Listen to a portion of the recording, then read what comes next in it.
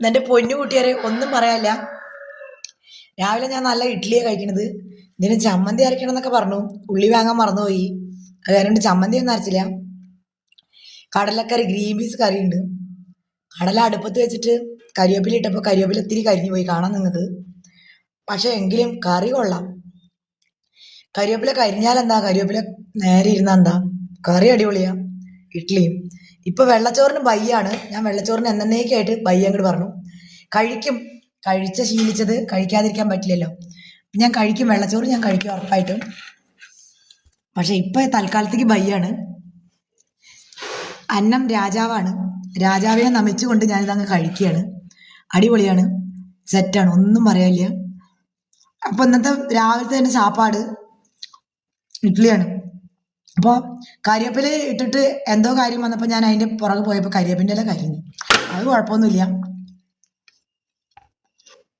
കരിഞ്ഞാലും കരിഞ്ഞില്ലെങ്കിലും സാധനം കൊള്ളാം. ഇഡ്ഡലിയും കൊള്ളാം, കറിയും കൊള്ളാം, സെറ്റാണ്.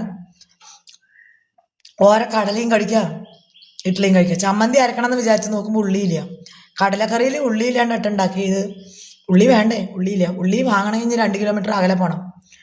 അപ്പം ഉള്ളതൊക്കെ വെച്ചിട്ട് അങ്ങോട്ട് ഒരു തട്ടിക്കൂട്ട് കറി. പൊളിയാ, സാധനം പൊളിയാ, ഒരു കുഴപ്പമില്ല, സെറ്റ്. ഇതും സ്പോൺസറാണ്. ബാബുസർക്ക് ജയ്, വിളിക്കുക അങ്ങോട്ട് ജയ്. ഫുഡ് എനിക്ക് സ്പോൺസറാണ്, ദിവസം സ്പോൺസറാണ്. അടിപൊളി, സെറ്റ്, ഞാൻ ഹാപ്പി.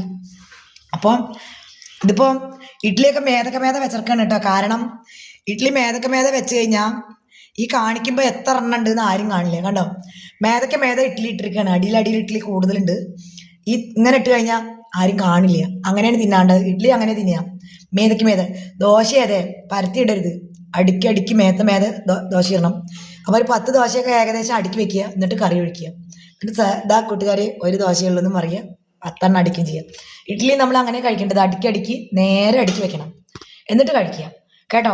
അപ്പം ഞാൻ തട്ടി വിടട്ടെ. എനിക്ക് നല്ല ഫുൾ എനർജി ഓഫ് പവർ വേണം, എന്നാലേ എനിക്ക് ചാടാൻ പറ്റുള്ളൂ. അപ്പോൾ ഓക്കെ, ബൈ, ടാറ്റ. ഇതൊക്കെ കഴിച്ച് വിശപ്പ് മാറിയിട്ട് പിന്നെ കാണാം.